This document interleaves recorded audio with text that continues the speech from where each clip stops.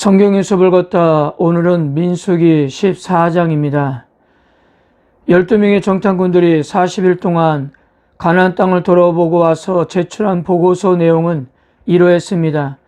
먼저 가나안 땅은 매우 비옥한 땅이었다는 거예요. 그 증거로 그 땅의 과일을 가져와 보여주며 이 사실을 입증했습니다. 그런데 다만 문제는 가나안에 살고 있는 원주민들이 매우 강하고 크며 요새화된 성읍 안에서 살고 있다는 것이었습니다. 여기까지는 12명 모두가 일치된 목소리를 냈습니다. 그러나 제시하는 대안은 둘로 나눠졌어요. 대다수는 이스라엘이 결코 가나안 사람들과 싸워 이길 수 없다고 했고요. 반면에 갈렙은 상반된 의견을 냈습니다. 하나님이 함께 하시면 못할 게 없다며 당장 올라가 정복하자고 했습니다. 다 같이 40일을 다니며 같은 것을 보고도 이렇게 상반된 결론을 낳았던 겁니다.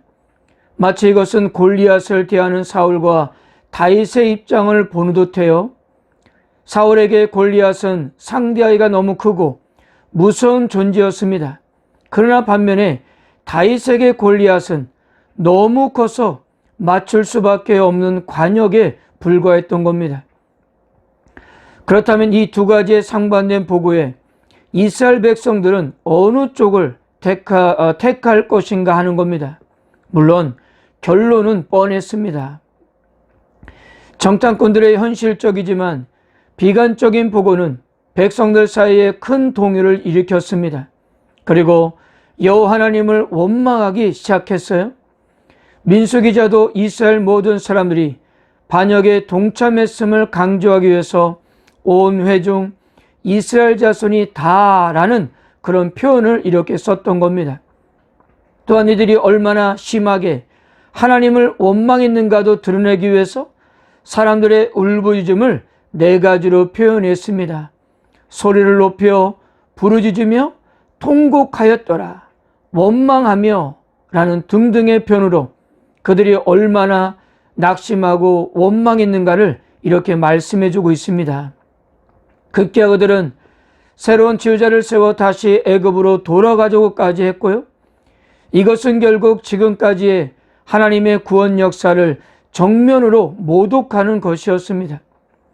하나님은 출애굽 구원을 완성하는 시점에서 이렇게 말씀하셨습니다.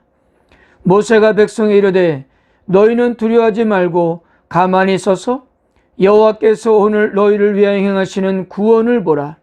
너희가 오늘 본 애굽 사람들을 영원히 다시 보지 아니하리라. 또한 신명기에서는 왕의 임무 중 하나를 말씀하시는 와중에 이 출애굽의 말씀을 인용하며 이렇게 말씀하였습니다. 그 백성을 애굽으로 돌아가게 하지 말 것이니 이는 여호와께서 너희에게 이르시기를 너희가 이후에는 그 길로 다시 돌아가지 말 것이라 하셨음이며 라고 하셨습니다. 이런 이유로 인해서 이스라엘 백성들이 애굽으로 내려가는 것은 이후에 성경의 책들 속에서 두고두고 하나님께 대한 반역과 불순종을 대표하는 모습으로 언급되었던 것입니다. 모세 아론은 하나님을 두려워하는 마음으로 엎드리고 여호수아와 갈렙은 여호와 하나님께서 우리와 함께 하시는데 무엇이 두렵겠느냐고 호소했습니다. 여호와를 거역하지 말고 그 땅 백성을 두려워하지 말라고 했어요. 그들은 우리의 밥이라고 했습니다. 그렇게 될 수 있는 것은 여호와 하나님께서 우리와 함께 하시기 때문이라고 했던 겁니다. 안타까운 것은 모세와 아론, 여호수아, 갈렙의 호소는 효과를 거두지 못했고 오히려 이스라엘 백성들은 그들을 돌로 치료했던 겁니다. 상이로자 하나님의 영광이 회막에서 이스라엘 모든 자녀에게 나타나셨습니다. 11절과 12절입니다. 여호와께서 모세에게 이르시되 이 백성이 어느 때까지 나를 멸시하겠느냐? 내가 그들 중에 많은 이적을 행하였으나 어느 때까지 나를 믿지 않겠느냐? 내가 전염병으로 그들을 쳐 소멸하고 내가 그들보다 크고 강한 나라를 이루게 하리라. 여기서 멸시하다라는 단어는 나찌라는 단어인데요.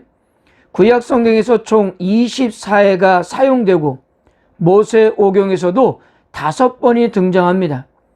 이렇게 드물게 쓰이는 단어가 민수기 14장에서만 2번이나 언급되고 있는 거예요. 11절과 23절에서요.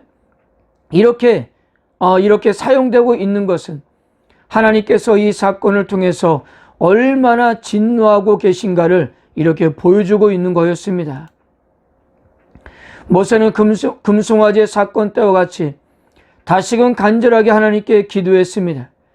결국 하나님께서는 모세의 간절하고 울부짖는 기도를 수용하셨지만 그러나 그들의 죄는 반드시 심판하시겠다고 하셨습니다.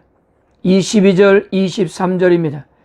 내 영광과 애국과 광야에서 행한 내 이적을 보고서도 이같이 10번이나 나를 시험하고 내 목소리를 청종하지 아니한 그 사람들은 내가 그들의 조상에게 맹세한 땅을 결단코 보지 못할 것이요 또 나를 멸시하는 사람은 한 사람도 그것을 보지 못하리라. 여기서 10번이라는 것은 정말 10번을 시험하고 불순종할 수도 있고요. 아니면 10이라는 숫자가 완전수이기 때문에 이스라엘 백성들은 반복적이고 집요하게 계속적으로 하나님께 불순종을 해왔다는 것으로도 이렇게 뜻할 수 있습니다. 정말 하나님께서는 지금까지 얼마나 참으셨는지 모릅니다. 자, 이제 출애굽 1세대는 다 광야에서 죽게 될 것임을 선언하셨습니다. 이러한 표현을 4번에 걸쳐서 말씀하셨는데요. 29절 너희 시체가 이 광야에서 엎드려질 것이라. 32절 너희 시체는 이 광야에서 엎드려질 것이요. 29절과 32절은 히브리 문장이 똑같습니다. 33절 너희의 시체가 광야에서 소멸되기까지. 35절 그들이 광야에서 소멸되어 거기서 죽으리라. 소멸되다는 뜻은 완전히 종결되다는 뜻입니다. 즉 출애굽의 1세대가 완전히 소멸될 때까지 상황은 종료되지 않을 것임을 말씀하시는 거였습니다.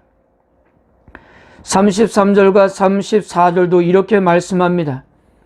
너희 자녀들은 너희의 반역한 죄를 지고 너희의 시체가 광야에서 소멸되기까지 40년을 광야에서 방하는 자가 되리라. 너희는 그 땅을 정탐할 날수인 40일의 하루를 1년으로 쳐서 그 40년간 너희의 죄악을 담당할지니 너희는 그제서야 내가 싫어하면 어떻게 되는지를 알리라 하셨다 하라. 이렇게 해서 출애굽 1세대의 운명은 확정되었습니다.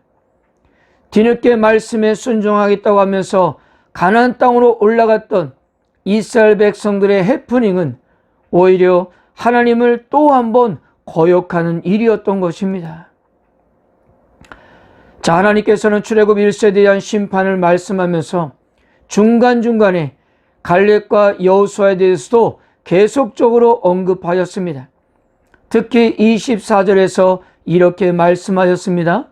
그러나 내 종 갈렙은 그 마음이 그들과 달라서 나를 온전히 따랐은즉 그가 갔던 땅으로 내가 그를 인도하여 드리리니 그의 자손이 그 땅을 차지하리라.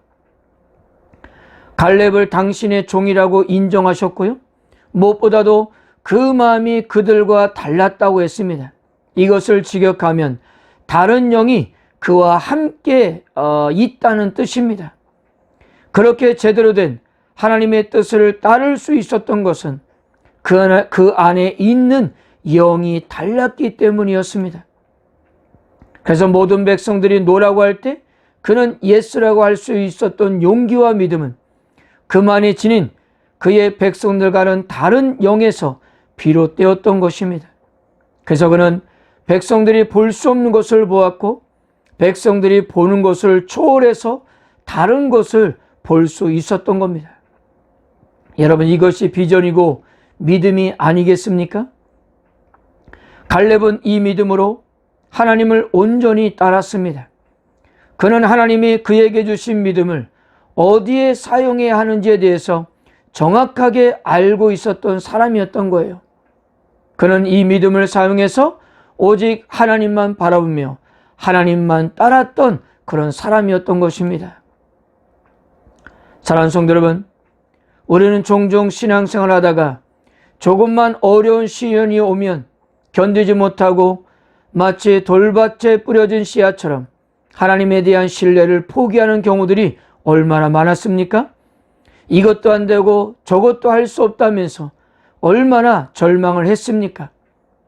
그런데 이러한 태도는 하나님께서 기뻐하지 않으신다는 사실이에요. 왜냐하면 하나님께서는 지금도 우리와 함께 하시기 때문입니다. 믿음이란 것은 다른 것이 아닙니다. 우리가 당면하고 있는 실존의 문제들을 하나님의 관점에서 바라보는 겁니다. 사랑하는 성도 여러분, 하나님께서 우리에게 주신 믿음을 가지고 하나님만 바라보면서 하나님만 따라가기를 축복합니다. 너에게 인내가 필요함은 너희가 하나님의 뜻을 행한 후에 약속하신 것을 받기 위함이라. 나의 의는 믿음으로 말미암아 살리라. 또한 뒤로 물러가면 내 마음이 그를 기뻐하지 아니하리라 하셨느니라. 우리는 뒤로 물러가 멸망할 자가 아니요 오직 영혼을 구원함에 이르는 믿음을 가진 자니라. 아멘.